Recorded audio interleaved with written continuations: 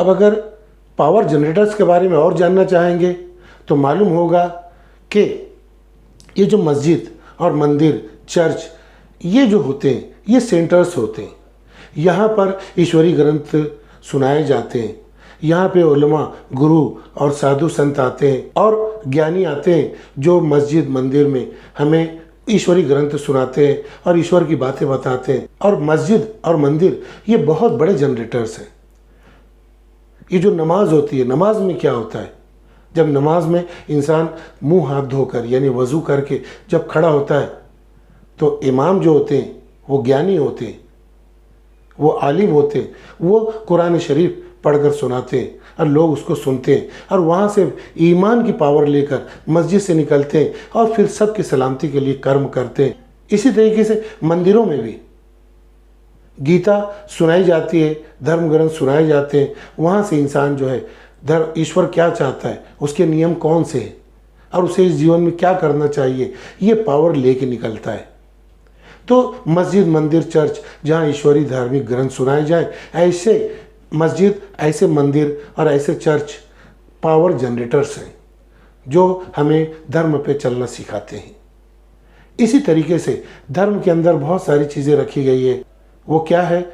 उपवास रखना, रोज़ा रखना, कुर्बानी करना, इसी तरीके से कोई तीर्थ यात्रा करना, हज करना, ये सब चीज़ें जो है हमें कहीं ना कहीं अल्लाह से जोड़ती हैं, अल्लाह से योग कराती हैं, उस निराकार अविनाशी भगवान की याद दिलाती हैं, परलोक के जीवन की याद दिलाती हैं और डूज और डोंट, क्या ईश्वर ने कहा है करने को, क्या नहीं कहा है, इन सब बातों की याद ताज़ा करती है। इस तरीके से ये बहुत बड़े पावर जनरेटर्स बन जाते हैं। मगर ऐसी नमाज, ऐसी मस्जिद, ऐसा मंदिर और ऐसी किताबें, धर्म की किताबें और ऐसी हज और कुर्बानी जिससे हमें ना अल्लाह की याद आए, न उस निराकार ईश्वर के नियम मालूम पड़े, न ही हमें जीवन कैसे व्यतीत करना, अच्छी तरीके से सलामती वाला जीवन कैसे बनाना है, लोगों को सलामती कैसे पहुंचाना है, किस तरह शांतिपूर्वक जीना है, अगर ये मालूम ना पड़े तो समझ लो ऐसी तमाम मस्जिद, मंदिर, ऐसी तमाम किताबों का जो हेतु है, मकसद है, वो जो है व्यर्थ हो जाता है, वो फेल हो जाती है अपने मकसद में। तो हमारे यहाँ दुर्भाग्यपूर्ण ऐसा ज़्यादातर हो गया है कि हमें ईश्वरी धर्म ग्रंथों से जो बातें लेना चाहिए, सबकी सलामती वाली, एक ईश्वर को जानने वाली, तो वो तो होती नहीं, बल्कि हम धर्म और ऐसी मस्जिद मंदिरों से विवाद पैदा कर देते हैं, एक दूसरे से नफरत, एक दूसरे से लड़ाई का काम करने लगते हैं। ये हमारे यहाँ बहुत बुरी बात है, इसे धीरे धीरे हमें ख़त्म करना चाहिए। अब आते हैं हिस्ट्री की तरफ। हिस्ट्री क्या है? अगर हम चाहें तो आज तक जो कुछ भी दुनिया में हुआ है उस हिस्ट्री से भी हम जान सकते हैं कि ईश्वर किस तरह लोगों की तकदीरें बदलता है, किस तरह ईश्वर जो है लोगों के साथ अपना व्यवहार करता है, उसके बर्ताव का क्या तरीका है और कैसे अच्छे कर्मों का फल अच्छा मिलता है, किस तरह बुरे लोगों का अंजाम बुरा होता है। ये हम हिस्ट्री से जान के ईश्वर का पता लगा सकते हैं। हिस्ट्री भी बहुत बड़ी पावर जनरेटर है। अगर हम उस नज़रिए से हिस्ट्री को देखें तब, और हम देखें तो पता चलेगा कि जो न्यूज़ हम रोज़ाना सुनते हैं उसे भी हम पावर जनरेटर बना सकते हैं। न्यूज़ बहुत सारी हमें बताती है कि किस तरीके से भगवान जो है दुनिया में काम कर रहे हैं, किसके साथ क्या क्या हालात हो रहे हैं, अब भगवान किस तरीके से लोगों के साथ अपना व्यवहार करते हैं, किसको किस अंजाम पे पहुंचा रहे हैं, किसने मेहनत की तो उसे क्या फल मिल रहा है। तो न्यूज़ सुनने से भी हमें पता चलता है कि भाई ईश्वर है, परलोक का जीवन है और ईश्वर ही इस संसार का असल मालिक है। कोई कितना भी बड़ा प्राइम मिनिस्टर हो, कोई कितना भी बड़ा बादशाह हो, राजा हो, मगर किसी की कुछ चल नहीं रही है। खबरों से रोज़ हमें अंदाज़ा होगा कि जब ईश्वर का आदेश हो जाता है दुनिया में तो बड़े से बड़ा आदमी भी छोटे से छोटा हो जाता है और छोटे से छोटा आदमी भी बड़ा बन जाता है। इसी तरीके से हम लोगों के इंटरव्यूज सुने, लोगों की ज़िंदगी के हालात सुने, बायोग्राफी पढ़ें, सुने, तो भी हमें पता चलेगा कि ईश्वर एक इंसान को किस तरह कहाँ कहाँ पहुँचाता है और किस तरीके से उसके जीवन में वो मसाइब लाता है, राहत लाता है। हमें मालूम होगा कि किस तरीके से हर एक की डोर उस निराकार भगवान के हाथ में है और किस तरीके से वो इस संसार को चला रहा है।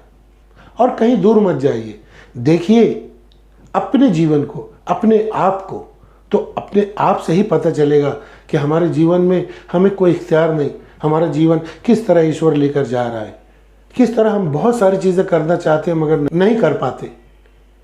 असल में भगवान ही हमारे जीवन को लिखता है, हमारा भाग्य वो हमें बताता है कि सारी हमारे जीवन की बागडोर खुद ईश्वर के हाथ में है, और कोई ताकत और शक्ति है जो हमें चला रही है। हम खुद जीरो हैं, हमें हीरो बनाने वाला वो भगवान है। और लोगों के जीवन से भी हम सीख सकते हैं और पावर ले सकते हैं, धर्म की, ईमान की। एक शायर साहब ने बड़ी ही बेहतरीन बात कही है, हम ऐसे अहले नज़र को कबूल हक़ के लिए, हम ऐसे अहले नज़र को कबूल हक़ के लिए अगर रसूल ना आते तो सुबह काफ़ी थी। क्या मतलब हुआ इसका कि जो देखना चाहे, जो दिव्य दृष्टि से देखना चाहे, जो अच्छे जहन, अच्छे मिजाज से पॉजिटिवली अगर देखना चाहे, तो उसे हर जगह अल्लाह और भगवान की निशानियाँ दिखाई देगी। वो है और वही सब कुछ कर रहा है, वही असल मालिक है, उसे हर जगह दिखेगा। अगर रसूल ना भी आए, ईश्वरी धर्म ग्रंथ ना भी रहे, तब भी हम एक एक चीज़ से, यानी सुबह काफ़ी थी, शायर कह रहे हैं सुबह काफ़ी है, यानी जो सुबह पौ फटती है तो उसे देखकर भी हम अंदाज़ा लगा सकते हैं कि कोई तो इस सुबह का, इस मॉर्निंग को पैदा करने वाला कोई भगवान है, और रात्रि देने वाला कोई भगवान है, ये सुबह शाम करने वाला, जवानी बचपन देने वाला कोई भगवान है। हम उससे भी अंदाज़ा लगा सकते हैं, और हम इससे तो बहुत अच्छा अंदाज़ा लगा सकते हैं कि हमारी इस जीवन में कोई भी ख्वाहिश पूरी नहीं होती। इस संसार में कोई ऐसा प्राणी, कोई ऐसा इंसान नहीं है जिसकी तमाम इच्छाएं पूरी हो गई हो। इससे भी मालूम होता है कि कोई ऐसा जीवन है जहां हमारी तमाम इच्छाएं पूरी हो जाएंगी, जहां जो हम चाहेंगे हमें मिलेगा। जो जो कुछ इस दुनिया में 1000 काम करने बाद भी नहीं मिला, 1000 जद्दोजहद के बाद नहीं मिला, हमें वहाँ मिल जाएगा। तो शायर साहब का यही कहना है, हम ऐसे अहले नज़र को कबूल हक़ के लिए अगर रसूल ना आते तो सुबह काफ़ी थी। हम हर चीज़ से ईश्वर को जान सकते हैं, परलोक को जान सकते हैं। मैंने अभी बताया कि नमाज एक बहुत बड़ा साधन है, बहुत बड़ा पावर जनरेटर है, जिससे मुसलमान जो हैं 5 वक्त ईश्वर से योग करते हैं, ईश्वर की याद आती है, अल्लाह और परलोक की याद आती है, और वो उस जनरेटर से अपने ईमान को बढ़ाते हैं और ईमान बढ़ाकर नेक अमाल करते हैं, दुनिया में सलामती वाले कार्य करते हैं। बिल्कुल नमाज ही की तरह गीता के अंदर युंजन है। युंजन क्या है कि आप ईश्वर से कांटेक्ट, उससे योग करने के लिए आप एक स्वच्छ जगह पे चले जाएं और साफ सुथरा एक कपड़ा बिछा लें, या घास हो या हिरन की खाल हो, उस पर बैठ जाएं जमकर, और अपनी नाक की सीध में देखते हुए उस एक निराकार ईश्वर पर अपना ध्यान केंद्रित करें। इस तरीके से आप उस भगवान से जुड़े जो निराकार, अजन्मा और अविनाशी है, और उससे पावर लें, क्योंकि युंजन जो है वो बहुत बड़ा, भगवद गीता में नमाज ही की तरह एक पावर जनरेटर है। इसी तरीके से गीता में बहुत बड़ा चैप्टर है यज्ञ का। यज्ञ यानी वो कार्य जिसमें सबकी सलामती हो और उससे ईश्वर खुश होते हैं, अल्लाह की खुशनुदी के काम जिसे कहते हैं। तो ऐसे ढेर सारे यज्ञ बताए गए हैं, ऐसे ढेर सारे काम बताए गए हैं जिससे इंसान जो है ईश्वर अब परलोक के जीवन और उसकी याद से जुड़ सकता है, अपने अंदर ईमानी हरारत और ईश्वर और परलोक की श्रद्धा अपने अंदर गहरी से गहरी कर सकता है। अभी तक जो मैंने आपको जितने भी पावर जनरेटर्स बताए, ये सब तो हैं ही, मगर बेशुमार ऐसे भी पावर जनरेटर्स हैं जो हम जान नहीं सकते कब किस इंसान को किस तरह कौन सी चीज़ प्रेरित करेगी ईश्वर की तरफ, ये कोई नहीं बता सकता। इसीलिए कहना चाहिए पावर जनरेटर्स अनगिनत है। अब आखिर में मैं बताऊंगा कि सबसे बड़ा पावर जनरेटर क्या है। सबसे बड़ा वो है खुद ईश्वर, अल्लाह, ओम। वो एक निराकार ईश्वर। वो अगर चाहे तो आपको किसी चांद, सूरज और दीगर निशानियों को देखने की ज़रूरत नहीं, आपको कोई किताब पढ़ने की ज़रूरत नहीं, कोई धार्मिक ग्रंथ देखने की ज़रूरत नहीं।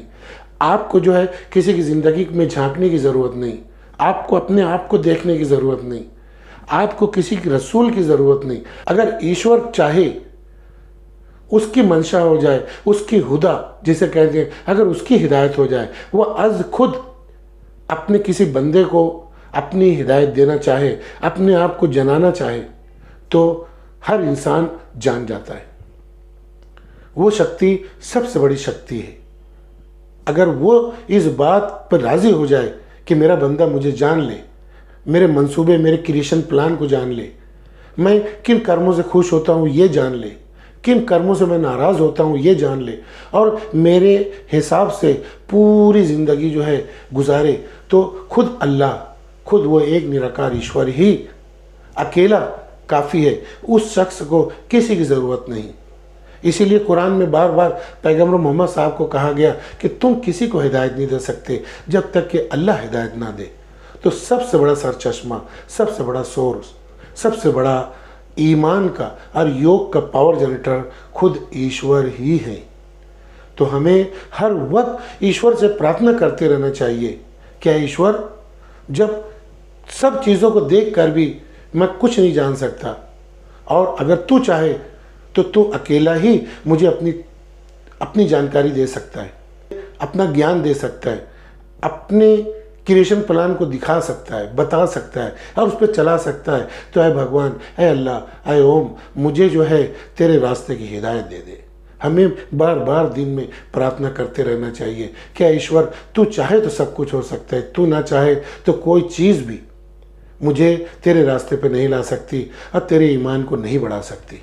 मेरी आखिर में प्रार्थना है कि हम सब इंसान जितने भी हैं इन पावर जनरेटर्स को ध्यान में रखें और अपनी आँख, अपने कान, अपने दिमाग खुला रखें और अपने ऐसे साथ में दोस्त रखें, ऐसे ख़ानदान में रहें, ऐसे मित्र पालें, इस तरीके के समाज में रहें जो हमें प्रेरित करते हो एक निराकार ईश्वर की तरफ और परलोक के जीवन की तरफ। क्योंकि यही अगर हमारे जहन में पक्का बैठा होगा तो फिर हम कभी भी ज़िंदगी में बहुत ज़्यादा भय, बहुत ज़्यादा गम का शिकार नहीं हो पाएंगे और हमारी ज़िंदगी खुद तो सलामत रहेगी और हमारी ज़िंदगी से लोग भी सलामत रहेंगे, इंशाअल्लाह, आमीन।